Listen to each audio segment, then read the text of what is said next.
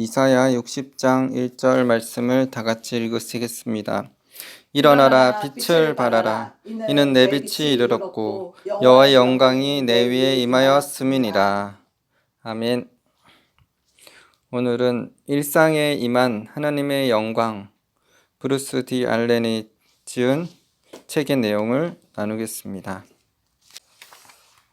사두 썬다 셀바라지. 3년 전 주님께서 내게 가르쳐 주신 내용을 여기에 적어 두려 한다. 그해 8월에 우리는 연례 컨퍼런스의 주 강사로 사두 썬다 셀바라지를 초청하였다. 사두는 멋진 사람이자 재미있는 친구이다. 그의 아버지는 힌두교 사제였다. 그래서인지 사두가 16살 되던 해에 예수님을 믿고 구원을 받았다고 하자 무척 불쾌하게 여기셨다고 한다.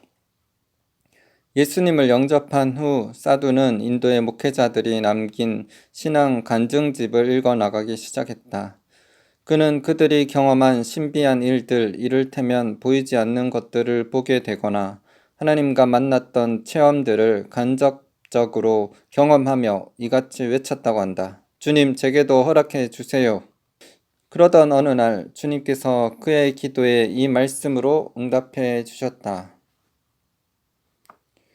너희 마음의 눈을 밝히사 그의 부르심의 소망이 무엇이며 성도 안에서 그 기업의 영광의 풍성함이 무엇이며 그의 힘의 위력으로 역사하심을 따라 믿는 우리에게 베푸신 능력의 지극히 크심이 어떠한 것을 너희로 알게 하시기를 구하노라. 에베소서 1장 18절 19절 말씀.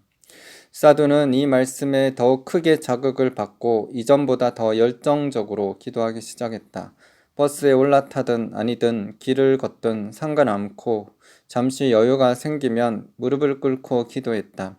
사람이 많은 광장에서도 아랑곳하지 않았다. 여러 사람이 지나다니는 도로에서도 그는 막무가내로 무릎을 꿇고 이 말씀대로 기도했다. 주님, 저는 그 능력을 보고 듣고 알기를 원합니다. 그렇게 한 지 3개월이 채 지나기도 전에 그의 영안이 열렸다. 이후 그는 영적인 세계를 보기 시작했다. 3개월이라니. 나는 그에게 이같이 말했다. 사두 형제님, 부럽습니다. 솔직히 얄미워지기까지 합니다. 3개월이라니요. 저는 훨씬 오랜 시간이 걸렸어요. 하지만 이것이 하나님께서 일하시는 방식이다. 그날 이후 사두 형제는 매 순간 놀라운 일들을 경험하고 있다. 컨퍼런스 강사로 초청을 받고 도착한 날 사두 형제는 한박 미소를 지으며 우리 앞에 나타났다. 나는 그를 휴게실로 영접했고 거기서 우리 두 사람은 이런저런 대화를 나누었다.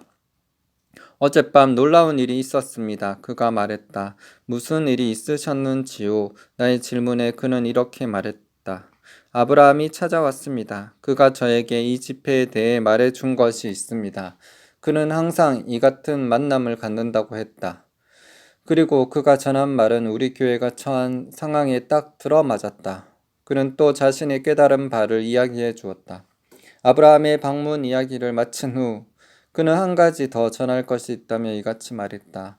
하마터면 놓칠 뻔했습니다. 아브라함과의 만남이 끝날 무렵이었습니다. 그가 밖으로 나가기 전 뒤를 돌아보며 이렇게 말했습니다.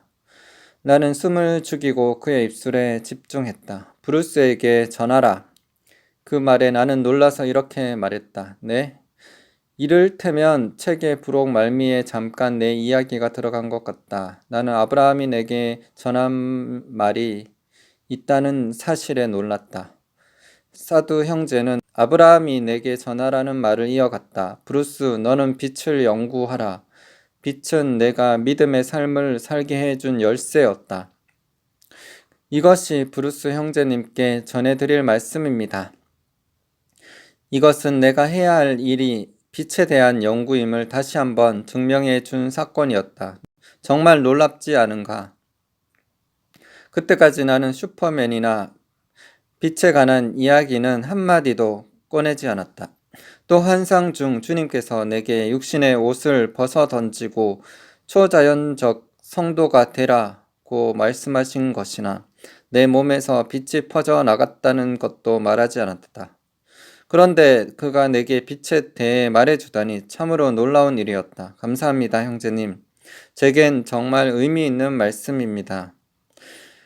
그리고 한 달 후 나는 네빌 존슨 그리고 사두 형제와 함께 호주 시드니에서 집회를 인도했다. 나는 주님께 여쭈었다. 주님, 제가 왜 이곳에 와야 했나요? 네빌 존슨과 사두 형제는 내가 우러러야 할 큰 믿음의 용사들이다. 내가 할 수 있는 일은 그저 그들에게 물을 따라주는 것이 전부였다. 자신감이 바닥을 쳤다. 나는 무거운 마음을 안고 숙소에 앉아 기도했다. 하나님 도와주세요. 그런데 갑자기 성령께서 나를 들어 올리셨다. 내가 도착한 곳은 거대한 동굴이었다. 나는 컴컴한 동굴 안에 서서 입구 쪽을 바라보고 있었다. 저 멀리 해가 뉘엿뉘엿 지는 것이 보였다.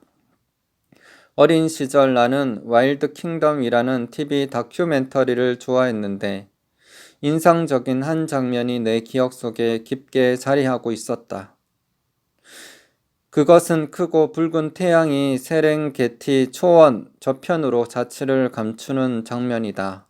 그런데 그것은 그날 내가 동굴 안에서 본 광경과 똑같았다. 지는 해를 바라보며 나는 지금이 이 시대의 마지막이구나. 이 시대가 끝나면, 이 시대가 지나면 예수님이 다시 오실 것이다 하고 생각했다. 그렇게 나는 눈앞에 펼쳐진 아름다운 광경에 사로잡혀 있었다. 그런데 갑자기 한 사람이 내게 다가왔다. 그는 엘리야였다. 나는 한 번도 그와 만나 본 적이 없다. 또다시 학습 효과가 반복되었다. 우리는 경험으로 배운다. 성도들 중 많은 이들이 내 이야기를 듣고 아니 뭐라고? 죽은 사람과 만났다고 떠벌리는 것인가? 엘리야라는 이름까지 들먹이면서 그건 기껏해야 거짓말이거나 아니면 사탄에게 속은 거겠지. 이단이 분명해 라고 말할 것이다. 하지만 나는 누구도 불러낸 적이 없다. 단지 그가 내 앞에 불쑥 나타난 것이다. 부디 내 말을 믿어주기 바란다. 하나님은 살아있는 자의 하나님이시다. 그분은 죽은 자의 하나님이 아니시다. 그를 만났을 때 내가 제일 처음 한 말은 이것이다. 예수 그리스도께서는 육신으로 오셨는가? 나는 악한 영에게 속고 싶지 않아서 누군가가 나타날 때마다 이같이 묻는다. 그러자 그가 이렇게 말했다. 물론이다. 주님은 육신으로 오셨다. 그것이 바로 내가 여기에 있는 이유이다. 나는 그의 말에 안심하며 다시 이렇게 물었다. 그렇다면 당신은 왜 여기에 있습니까? 그러자 그가 이렇게 답했다. 주님께서는 어떻게 해야 이 세상에서 영원으로 이동할 수 있는지를 내게 가르치라고 나를 보내셨다. 너는 죽음을 보지 않고도 자연계에서 영원으로 이동할 수 있다. 나는 즉시 그에게 그 방법을 알려달라고 하였다. 그 순간 엘리야가 펼쳐든 손이 빛으로 변했다. 자, 이렇게 해보아라. 나는 그가 행한 그대로 따라해 보았다. 하지만 아무 일도 일어나지 않았다. 최선을 다해 보았지만 아무런 일도 일어나지 않았다. 내가 열쇠이다. 엘리야가 나를 보며 웃었다. 하나님께서 내게 가르쳐 주신 것들을 기억하라. 나는 그 자리에 서서 하나님의 가르침을 생각해 보았다. 그리고 다시 한번 손을 펼쳐 들었는데 이번에는 내 손이 빛으로 변했다. 그가 내게 말했다. 잘했다. 자연스러워질 때까지 계속 연습하라. 이것이 내게 제2의 기질이어선 안 된다. 제1의 기질로 자리 잡을 때까지 연습하라. 우리의 본질은 영이다. 이 사실을 기억하라. 나는 반복하여 연습했다. 어느 정도 시간이 흘렀을 때 그가 내게 말했다. 좋아, 바로 그거야. 이후 그는 천천히 걸어와 내게 손을 내밀었다. 그의 손바닥에는 빛으로 만들어진 열쇠 하나가 놓여 있었다. 이것은 여담인데 3년 전인가 4년 전 로시 하샤나 기간에 나는 그와 똑같이 생긴 열쇠 하나를 받았다. 그러므로 나는 그것이 대문이나 성문을 여닫을 때 사용하는 열쇠임을 알았다. 엘리야의 손에 있는 열쇠를 본 순간 나는 이같이 생각했다. 아니, 엘리야가 어떻게 내 열쇠를 들고 있지? 그가 내게 말했다. 내 손을 펴 보아라. 나는 손을 펼쳤다. 그러자 내 손이 빛으로 변했다. 이후 그는 그 열쇠를 내 손 위에 올려놓았다. 그러자 그 열쇠가 내 손 안으로 녹아 들어가 버렸다. 이럴 수가. 이것이 어떻게 된 일입니까? 나의 질문에 그는 이렇게 말했다. 지금 내가 빛과 동일한 파동을 발산했기 때문이다. 그렇다. 너 자신이 열쇠이다. 내가 열쇠이고 빛이다. 다시 한번 고개를 갸웃한 순간이었다. 그동안 나는 물리학을 공부했는데 물리학이 좋아서가 아니라 하나님께서 내게 주신 경험을 더 잘 이해하고 싶어서였다. 나는 하나님께서 허락하신 가르침을 받아들여야만 했다. 이와 같은 경험은 더 큰 깨달음을 갈망하게 만든다. 나는 빛이 파동이라는 사실과 내 앞에 놓인 담장 또한 파동이라는 사실을 배웠다. 엘리야가 말했다. 자, 나를 따라와라. 이후 그는 벽을 통과해 걸어갔다. 나도 벽을 통과해 보고 싶었다. 그래서 그를 따라가 보았다. 쿵! 나는 벽에 부딪히고 말았다. 그는 웃기 시작했다. 지금도 그의 웃음소리가 들리는 것 같다. 지금 내가 서 있는 곳은 실제 장소구나. 부딪힌 곳에 통증이 느껴졌다. 한참 웃은 후 그가 말했다. 기억해라, 파동. 그는 벽이 공명에 내는 파동에 나의 파동을 일치시켜야 한다고 말했다. 그렇게 그의 말대로 하자 벽을 통과할 수 있었다. 하지만 내가 입고 있는 겉옷이 벽에 걸리고 말았다. 마치 벽이 뒤에서 목덜미를 낚아챈 양. 나는 엉덩방아를 찢고 말았다. 엘리야는 또다시 큰 소리로 웃었다. 그는 정말 쾌활한 노인이었다. 나는 속으로 이렇게라도 큰 웃음을 드릴 수 있어 다행이네요. 라고 생각하며 털고 일어났다. 천국은 기쁨으로 가득하다. 그 겉옷은 절반 정도만 벽을 통과한 채 매달려 있었다. 저 옷을 어떻게 빼내야 하나 생각하고 있는데 그가 말했다. 나더라. 내가 입고 있는 옷은 둘째 날의 옷이다. 지금은 새 옷이 필요한 때이다. 일어나라, 빛을 발하라. 나는 계속해서 연습했고 주님은 끊임없이 연구하라고 말씀하시며 이렇게 격려하셨다. 언젠가는 호흡하는 것처럼 자연스러워질 것이다. 2016년 로시 하샤냐 기간에 나는 주님께서 새로운 한 해에 어떤 일을 하실지 궁금해서 여쭤보았다. 하나님께서는 올 한 해 동안 어떤 일을 하실 계획입니까? 그러자 주님께서는 새해가 이사야 60장의 해가 될 것이라고 말씀해 주셨다. 나는 속으로 감탄했다. 왜냐하면 이사야 60장에는 이 말씀이 기록되어 있기 때문이다. 일어나라, 빛을 발하라. 첫 구절이 중요하다. 그것은 우리를 향한 명령인데 일어나라로 시작한다. 일어나라. 이것은 믿음으로 무언가를 해보라는 명령이다.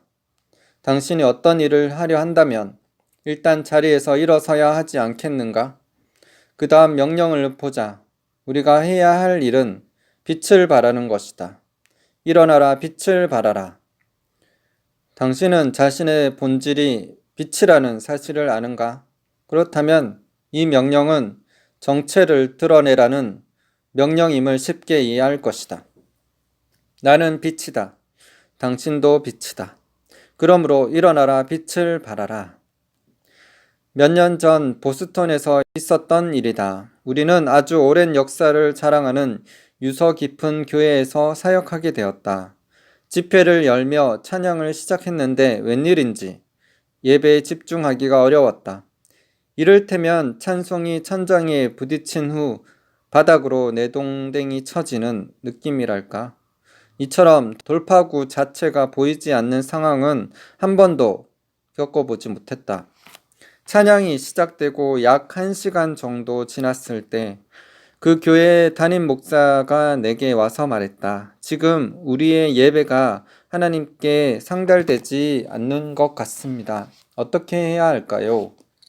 나는 그에게 이렇게 말했다. 계속 찬양하십시오.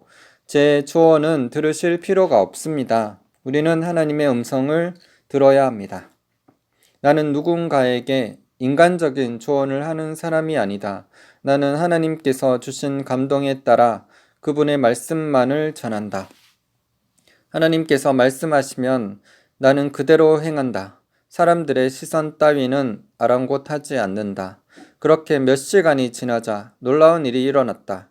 자리에 서서 계속 찬양을 부르는데 갑자기 내 몸이 하나님의 능력으로 인해 부르르 떨리기 시작했다. 오, 이상한데요? 하나님, 이건 뭐죠? 하나님께 이렇게 여쭌 순간 예배실 뒤쪽 벽이 활짝 열렸고 그 공간으로 펼쳐진 낙원이 보였다. 거기 하나님의 보좌가 놓여 있었고 그 앞에는 천사들이 서 있었다. 이윽고 하나님의 강물이 보좌로부터 흘러나와 예배실 안으로 들어오기 시작했다. 그 순간 우리의 예배의 돌파구가 열렸다. 하나님의 보좌 앞에는 수정 같은 유리 바다가 펼쳐져 있었다. 그 위에 수백만 명이 줄지어 서서 하나님을 예배하고 있었다. 여러 줄로 서 있는 그들은 마치 파도를 타듯 오르락 내리락 하며 거친 파동 곡선을 그렸다. 이전에 없는 전혀 다른 차원의 예배였다. 예배라는 악보에 점점 세게 기호가 표기된 것 같았다. 그들 중 누구도 입을 열지는 않았다. 그러나 찬양의 심포니는 계속 흘러나왔다. 그 광경을 보는 동안 아주 놀라운 사실을 깨달았다. 그것은 바로 내게서도 소리가 울려 나온다는 것이었다. 주님, 이것은 무엇입니까? 주님께서는 성경 말씀으로 이 현상을 설명해 주셨다. 시편 22편 3절을 읽어보자. 이스라엘의 찬송 중에 계시는 주여, 주는 거룩하시니이다. 원어의 의미를 살려 이 구절을 번역하면 다음과 같다. 당신은 거룩하시며 찬송인 이스라엘 위에 앉아 계시나이다. 즉, 이스라엘 백성이 찬송이라는 뜻이다. 많은 경우 나는 예배 중 자리에 서서 찬송을 발산한다. 입술을 열어 소리를 내는 것이 아니라 영으로 찬양과 경배의 파동을 공명해 내는 것이다. 이렇게 하면 나는 변화를 입고 천상의 심포니에 참여하게 된다. 앞에서 나는 우리의 정체가 빛이기 때문에 우리가 빛을 발산하는 것이라고 말했는데 이와 동일한 원리이다. 우리는 찬송이기 때문에 찬송을 공명해낸다. 일어나라 빛을 발하라. 찬송을 공명하라. 믿음으로 연습하면 이것을 이해할 수 있을 것이다. 일단 당신이 이해하기 쉽도록 설명해 보겠다. 당신은 엘리야의 이야기를 알고 있는가? 참고로 내게 엘리야는 아주 큰 영웅이다. 열왕기상 17장에서 19장을 읽어보라. 그가 모습을 드러낸 순간 모든 상황이 변했다. 엘리야와 그리시네. 길르앗에 우거하는 자 중에 디셉 사람 엘리야가 아합에게 말하되 내가 섬기는 이스라엘의 하나님 여호와께서 살아계심을 두고 맹세하노니 내 말이 없으면 수년 동안 비도 이슬도 있지 아니하리라 하니라. 열왕기상 17장 1절. 하나님께서는 엘리야에게 앞으로는 비도 내리지 않을 것이고 이슬도 있지 않을 것이라고 하시며 아합에게 가서 그대로 전하라고 명령하셨다. 그때까지 어떤 선지자도 이 같은 말을 한 적이 없었다. 오, 엘리야는 분명 하나님의 기름 부음을 입은 사람이다. 참고로 기름 부음과 관련된 구약 성경의 내용을 읽을 때 유의해야 할 점이 있다. 구약 시대 하나님께서는 특정한 사람들에게 기름을 부어 특별한 사역을 수행하도록 하셨다. 하지만 그 사역이 완료되면 그들에게서 기름 부음이 떠나곤 했다. 잠깐의 터치 정도만 있었던 것이다. 그러나 지금은 구약시대와 다르다. 성령께서는 우리 안에 영원히 거하신다. 이를 가르쳐 성령의 내주하심이라고 한다. 한번 생각해 보자. 구약시대를 살던 사람들에게는 잠깐의 터치만 주어졌다. 그런데도 그들은 하나님이 주신 사명을 멋지게 수행했다. 지금 당신은 성령의 기름 부음을 온전하게 입고 있다. 그렇다면 하나님께서 주신 사명을 멋지게 수행할 수 있지 않겠는가? 그들에겐 터치만 있었을 뿐이다. 반면 당신은 충만한 상태이다. 그러니 자신을 제한하지 말라.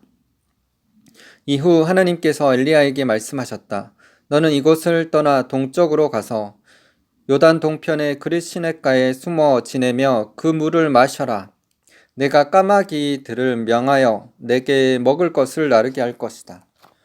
여호와의 말씀이 엘리야에게 임하여 이르시되 너는 여기서 떠나 동쪽으로 가서 요단 앞 그릿 시냇가에 숨고 그 시냇물을 마시라. 내가 까마귀들에게 명령하여 거기서 너를 먹이게 하리라. 그가 여호와의 말씀과 같이 하여 곧 가서 요단 앞 그릿 시냇가에 머물매 까마귀들이 아침에도 떡과 고기를 저녁에도 떡과 고기를 가져왔고 그가 시냇물을 마셨으나 열왕기상 17장 2절에서 6절. 간단히 말해 하나님의 말씀은 이것이다. 나는 내가 그릿 시내로 가기를 원한다. 그리고 내가 다시 말할 때까지 거기서 노숙하며 지내라. 아침 저녁으로 까마귀를 통해 먹을 것을 공급하겠다. 이 말씀을 듣는 순간 엘리야의 내리에 어떤 생각이 스쳤겠는가? 오 하나님, 저는 정결한 유대인입니다. 부정한 새가 날라다 주는 음식은 먹지 않습니다. 그러나 우리가 어찌 하나님과 논쟁할 수 있겠는가? 하나님의 음성이 들리면 우리의 습관이나 전통은 무색해진다. 우리는 오직 그 음성에 순종해야 한다. 결국 엘리야는 그릿 시내로 나아갔다. 그는 시냇물을 마셨고 아침 저녁으로 까마귀들이 날라다 주는 음식을 먹었다. 그런데 여기 한 가지 흥미로운 사실이 있다. 그것은 그릿이라는 말이 자르다, 단절되다, 고립되다 등의 의미를 뜻한다는 사실이다. 이것은 하나님께서 엘리야에게 좀 더 깊은 차원의 성화 과정을 시작하셨다는 의미이다. 엘리야가 감당해야 할 사명이 크기에 하나님은 먼저 그를 고립시키고 연단하셔야 했다. 이러한 일은 성경 곳곳에 나타난다. 하나님은 그릿 시냇가에서 엘리야의 성품을 변화시키셨다. 가뭄이 계속되자 마침내 그릿 시내의 물도 다 말라버렸다. 하지만 엘리야는 놀라지 않았다. 하나님께서 말씀해 주신 대로, 즉 그가 예언한 대로 이루어졌기 때문이다. 그가 말하지 않았는가? 다시 내 말이 있기 전에는 비가 내리지 않을 것이다. 그가 이 말을 선포한 순간 가뭄이 시작되었다. 하지만 엘리야는 가뭄으로부터 구원받았다. 그는 하나님의 명령대로 아합에게 가서 가뭄을 선포했지만 그것은 결국 자신의 구원을 선포한 것이나 다름없었다. 오늘 우리가 뱉은 말이 내일을 어떻게 바꿔놓을지 우리는 알지 못한다. 그러므로 말할 때 주의하라. 당신의 말이 당신의 미래를 빚는다. 오늘 자신이 무슨 말을 하는지 또 무슨 말이 입 밖으로 나오는지 주의해서 살펴보기 바란다. 사르밧. 시내가 마르자 하나님께서는 엘리야에게 그릿 시내를 떠나 사르밧으로 가라고 말씀하셨다. 땅에 비가 내리지 아니하므로 얼마 후에 그 시내가 마르니라. 여호와의 말씀이 엘리야에게 임하여 이르시되 너는 일어나 시돈에 속한 사르밧으로 가서 거기 머물라. 내가 그곳 가부에게 명령하여 내게 음식을 주게 하였느니라. 열왕기상 17장 7절에서 9절. 그릿 시내가 노숙해야 할 캠핑장이라면 이번에 엘리야가 가서 머물 곳은 벽이 있고 지붕이 덮인 집이었다. 사르밧이라는 지명의 의미는 깨끗하게 하다, 재련하다 또는 융합하다이다. 쉽게 말해 도가니를 생각하면 된다. 뜨거운 불로 금을 재련하는 도가니가 사르밧인 것이다. 도가니의 재련 과정은 육신의 삶에서 영적인 삶으로 전환하는 것을 의미한다. 지금 엘리야는 그러한 도가니로 나아간다. 하나님의 새로운 명령이 전해질 때까지 그는 그곳에 머물러야 한다. 우리도 이와 같은 도가니로 나아가야 하는가? 그렇다. 하나님은 우리의 성품을 다듬기 원하신다. 그러므로 우리 또한 그러한 곳에서 재련의 과정을 겪어야 한다.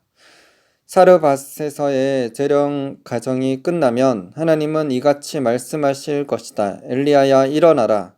내가 너를 통해 내 영광을 나타낼 때가 되었다.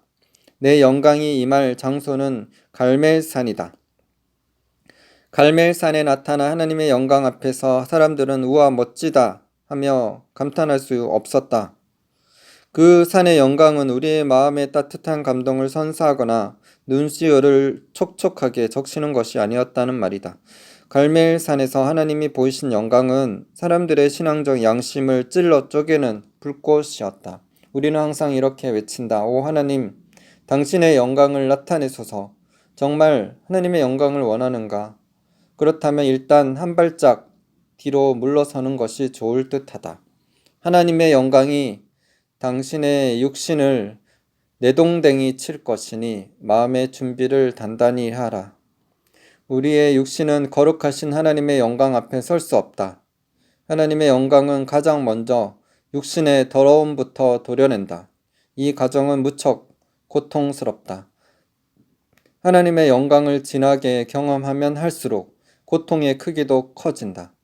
이러한 사실을 아는지 모르는지 사람들은 큰 소리로 떠들어댄다. 주님, 더 많은 영광을 나타내 주소서. 지금 당신은 그리스도와 함께 하늘에 앉아 있다. 무엇이 더 필요한가?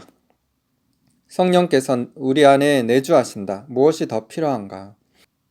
당신은 하나님의 영광 안에 있고 하나님의 영광은 당신 안에 머문다.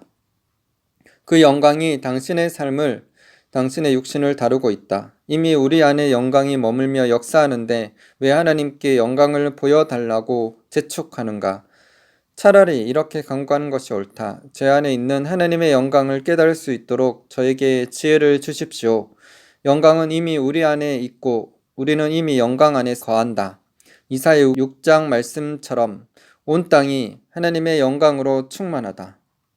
내가 본즉 주께서 높이 들린 보좌에 앉으셨는데 그의 옷자락은 성전에 가득하였고 스랍들이 모시고 섰는데 각기 6 날개가 있어 그 둘로는 자기 얼굴을 가리었고 그 둘로는 자기의 발을 가리었고 그 둘로는 날며 서로 불러 이르되 거룩하다 거룩하다 거룩하다 만군의 여호와여 그의 영광이 온 땅에 충만하도다 하더라.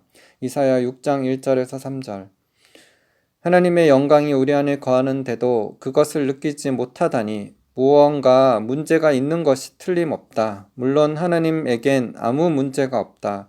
문제는 우리의 지각이 제 기능을 못한다는 것이다. 하나님의 영광은 항상 우리와 동행한다. 그러므로 우리가 해야 할 일은 어떻게 해야 그 영광을 느끼며 살 수 있는지 배우는 것이다.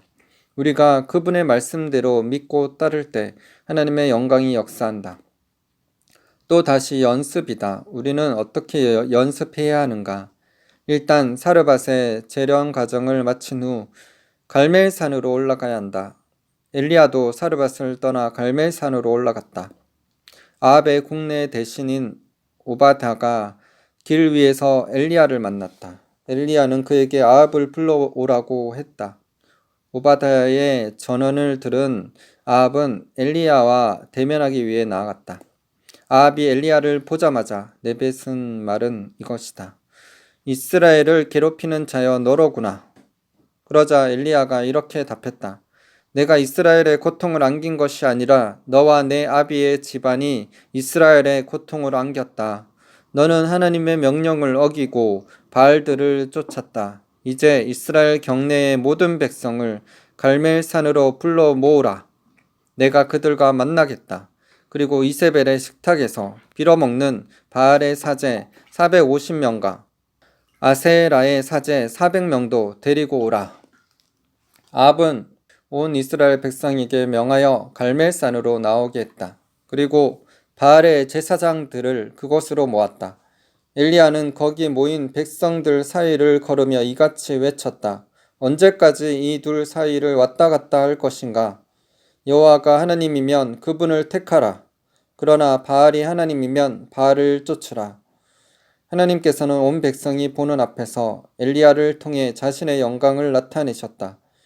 이제 가장 힘든 일이 남았다. 그 일은 하나님의 영광이 나타난 후 수행해야 하는 것으로 바로 450명의 바알 사제들을 없애는 일이었다. 엘리야는 백성들에게 그들 모두를 죽이라고 명령했다. 성경에는 아세라의 제사장들이 모였다는 언급이 없다. 이것은 참으로 엄청난 사건이었다. 엘리야는 지쳤다. 그러나 그는 무거운 발걸음을 터벅터벅 옮겨 갈멜산 꼭대기로 향했다. 그리고 무릎을 꿇은 채 기도하기 시작했다. 아직 하늘은 멀쩡한데 그는 사안에게 비가 내릴 것이라고 말했다. 엄청난 빗소리가 내 귀에 들리는구나. 가서 확인해 보라. 엘리야가 아합에게 이르되 올라가서 먹고 마시소서. 큰 비 소리가 있나이다. 아합이 먹고 마시러 올라가니라. 엘리야가 갈멜산 꼭대기로 올라가서 땅에 꿇어 엎드려 그의 얼굴을 무릎 사이에 넣고 그의 사안에게 이르되 올라가 바다 쪽을 바라보라. 그가 올라가 바라보고 말하되 아무것도 없나이다. 이르되 7번까지 다시 가라. 7번째 이르러서는 그가 말하되 바다에서 사람의 손만한 작은 구름이 일어나나이다. 이르되 올라가 아합에게 말하기를 비에 막히지 아니하도록 마차를 갖추고 내려가소서 하라 하니라. 열왕기상 18장 41절에서 44절. 그 사안은 엘리야의 명령대로 7번이나 똑같은 하늘을 쳐다봐야 했다. 7번째 동일한 명령을 따르면서 그는 이렇게 생각했을지도 모른다. 뭐라고? 나더러 또 가라고? 아니, 하늘에는 구름 한 점 없는데 왜 자꾸 가라는 거지? 그럼에도 그는 엘리야의 명령대로 또 다시 가서 하늘을 쳐다보았다. 그래, 한 번 더 가보자. 그 사안이 다녀와서 엘리야에게 말했다. 선생님, 이 산을 오르내리느라고 무척 힘들었어요. 어쨌든 저기 먼 하늘에 아주 작은 구름이 보입니다. 그것 말고는 아무것도 보이지 않습니다. 그의 대답에 엘리야가 말한다. 때때로 선지자들은 엉뚱한 사람처럼 보일 것이다. 그래, 작은 구름이 보인다고? 이제 곧 큰 비가 내릴 것이다. 그는 손바닥 크기의 구름을 봤다는 사안의 말에 큰 비가 내릴 것이라고 장담했다. 황당하기 그지없는 참으로 엉뚱한 소리 아닌가? 어쩌면 사안은 이렇게 말했을 것이다. 아니, 선생님, 무슨 근거로 그렇게 말씀하십니까? 이에 엘리야는 태연하게 이렇게 말했을 것이다. 너는 아합에게 가서 마차를 준비하여 떠나라고 하라. 서두르지 않으면 큰 물에 휩쓸려 버릴 것이니 단단히 경고해 두어라. 잠시 후 엘리야의 말대로 하늘에서 장대비가 쏟아지기 시작했다. 폭우가 내리는 동안 엘리야는 있는 힘껏 달렸다. 심지어 그는 아합의 마차를 앞지르기까지 했다. 그런데 다음 날 문제가 발생했다. 이세벨이 엘리야에게 사람을 보내어 이같이 경고한 것이다. 내가 내 사제들에게 저지른 만행을 다 들었다. 내가 반드시 내일 이맘때까지 내게 그대로 갚아주겠다. 내가 반드시 너를 죽이리라. 그렇게 하지 못하면 신들의 저주가 내게 임할 것이다. 아합이 엘리야가 행한 모든 일과 그가 어떻게 모든 선지자를 칼로 죽였는지를 이세벨에게 말하니 이세벨이 사신을 엘리야에게 보내어 이르되 내가 내일 이맘때에는 반드시 내 생명을 저 사람들 중 한 사람의 생명과 같게 하리라. 그렇게 하지 아니하면 신들이 내게 벌 위에 벌을 내림이 마땅하니라 한지라. 열왕기상 19장 1절 2절. 이후 엘리야가 취한 행동을 성경은 이렇게 기록했다. 그가 보고 도망하니라. 도대체 엘리야는 무엇을 보았기에 그 자리에서 도망쳤는가? 한동안 못 먹어서 삐쩍 마른 이세벨의 사안을 보고 도망쳤겠는가? 아니면 이세벨의 인장이 찍힌 편지 봉투를 보고 도망쳤겠는가? 둘 다 아니다. 엘리야는 그런 것에 겁을 먹을 사람이 아니다. 기억하라. 그는 자그마치 450명의 바알 사제와 싸워 이긴 승리자이다. 그렇다면 그는 무엇을 보았는가? 그는 이세벨의 협박을 묵상했고 곱씹었을 것이다. 그러자 그녀의 말이 마음에 새겨졌다. 이내 그 말은 엘리야 자신의 정체가 되어 버렸다. 그렇다. 엘리야는 이세벨의 칼에 자신의 목이 날아가는 장면을 본 것이다. 그는 상상 속에서 이세벨의 말이 이루어지는 것을 보았다. 이세벨의 말대로 이루어지는 장면을 상상한 것이다. 그러자 그의 상상은 현실이 되었고 그는 현실화된 두려움에 사로잡혀 도망쳐 버렸다. 거룩해진 상상. 상상이 현실이 되는 것은 성경의 원리이다. 일례로 예수님의 말씀을 들어보자. 예수님은 한 남자가 여자를 보고 음욕을 품기만 해도 이미 간음을 저지른 것이라고 말씀하셨다. 나는 너에게 이르노니 음욕을 품고 여자를 보는 자마다 마음에 이미 간음하였느니라. 마태복음 5장 28절. 상상한 것이 실제가 된다는 사실은 우리에게 희소식이다. 하지만 비극이기도 하다. 그렇지 않은가? 상상한 대로 된다니. 그러므로 우리는 상상력을 거룩하게 씻어야 한다. 또한 생각을 사로잡아 하나님의 말씀에 복종시키는 법도 배워야 한다. 또다시 연습과 훈련 이야기로 돌아왔다. 나는 내 상상력을 거룩하게 씻은 후 그 결과를 확인한다. 그리고 이를 반복하여 연습한다. 이렇게 하는 이유는 우리가 무엇에 집중하든 그것에 연결되고 그렇게 연결된 후에 그것이 현실이 되기 때문이다. 이것은 성경 곳곳에서 쉽게 발견할 수 있는 가르침이다. 하나님의 말씀과 우리의 상상은 긴밀하게 연결되어 있다. 이 사실을 알고 나면 누구든지 깜짝 놀랄 것이다. 오늘날 수많은 성도들이 이렇게 말한다. 상상하는 대로 이루어진다고요? 절대 아닙니다. 그런 말은 성경에 없습니다. 마귀에게 속지 마십시오. 하지만 그들이 이렇게 말하는 이유는 아직 그들의 상상력이 거룩해지지 않았기 때문이다. 기억하라. 당신은 크리스천이다. 그러니 제발 정신 차리고 성숙해져라. 그리스도의 보혈로 상상력을 씻고 모든 생각을 하나님의 말씀에 복종시켜라. 하나님 아는 것을 대적하여 높아진 것을 다 무너뜨리고 모든 생각을 사로잡아 그리스도에게 복종하게 하니. 고린도후서 10장 5절. 성경은 우리가 하나님의 말씀을 묵상해야 한다고 말한다. 그런데 묵상이라는 말의 원 의미는 반복하여 읊조리다 이다. 말씀을 반복하여 읊는 동안 그 말씀이 우리의 생각 속으로 파고든다. 결국 묵상의 또 다른 정의는 상상이라고 할 수 있다. 여호수아 1장 8절은 상상에 대해 이야기하고 있다. 다음의 말씀을 주야로 읊조리며 상상하면 당신은 항상 승리할 것이다. 이 율법 책을 내 입에서 떠나지 말게 하며 주야로 그것을 묵상하여 그 안에 기록된 대로 다 지켜 행하라. 그리하면 내 길이 평탄하게 될 것이며 내가 형통하리라. 말씀을 묵상했을 뿐인데 왜 우리의 길이 평탄하게 되는가? 묵상하는 동안 당신이 그 말씀을 바라보기 때문이다. 아브라함은 별처럼 많은 후손을 약속받았다. 이후 그는 밤마다 하늘의 별들을 바라보며 그 약속을, 그 말씀을 그와 같이 후손이 많아질 것을 상상했다. 내가 내게 큰 복을 주고 내 씨가 크게 번성하여 하늘의 별과 같고 바닷가의 모래와 같게 하리니 내 씨가 그 대적의 성문을 차지하리라. 창세기 22장 17절. 아브라함이 바닷가의 모래와 하늘의 별을 마음으로 생각으로 바라보았을 때 그 약속은 그에게 다가와 실체가 되었다. 우리는 하나님을 사랑하되 마음을 다하고 목숨을 다하고 힘을 다하여 사랑해야 한다. 그리고 한 가지 더 생각을 다하여 사랑해야 한다. 내 마음을 다하며 목숨을 다하며 힘을 다하며 뜻, 생각을 다하여 주 너희 하나님을 사랑하고 또한 내 이웃을 내 자신같이 사랑하라. 누가복음 10장 27절. 여기서 뜻으로 번역된 원어의 의미는 상상, 생각이다.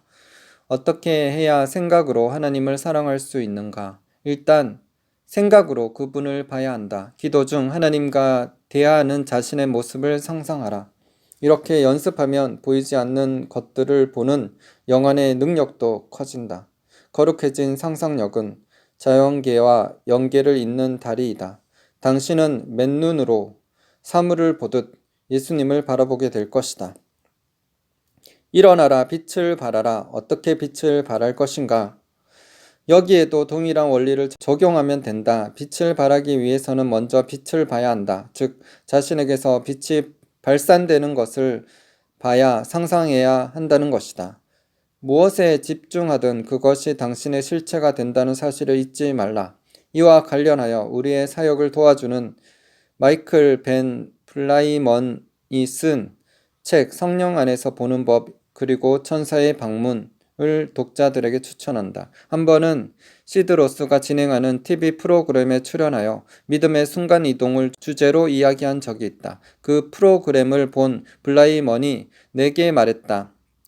목사님이 말씀하신 주제 말이에요. 쉬운 것 같아요. 한번 해보겠습니다. 그는 내가 가르친 것을 아무 거부감 없이 받아들였다. 그러한 영적 DNA를 타고났다고 할까? 그는 기도하는 것을 좋아해서 매일 몇 시간이고 기도한다. 때로는 일터에서 돌아와 간단하게 식사를 마치고 가족과 잠시 시간을 보낸 후 기도 의자에 앉아 밤새도록 기도한다. 그렇게 기도하면 주님께서 이 같은 깨달음을 주신다고 한다. 모든 것은 말씀에 달렸다. 그래서 그는 이같이 기도한다. 주님, 그렇습니다. 모든 것이 말씀에 달렸습니다. 저는 말씀 속에서 그 모든 일이 이루어지는 것을 보고 싶습니다. 그리고 말씀대로 순종하기 원합니다. 그렇게 그는 기도 의자에 앉은 채 자신이 세계 곳곳으로 나아가 사역하는 모습을 상상한다. 주님, 언제든지 말씀하시면 가겠습니다. 저는 갈 준비가 되었습니다. 그는 이렇게 연습하고 또 연습했다. 그렇게 3개월이 채 지나기도 전에 그는 세계 곳곳으로 나아가 사역하기 시작했다. 저에게도 그런 일이 일어나면 얼마나 좋을까요? 당신은 이렇게 생각할 것이다. 나도 당신에게 그런 일이 일어나길 바란다. 왜냐하면 당신이 그렇게 할 수 있다는 것을 내가 잘 알기 때문이다.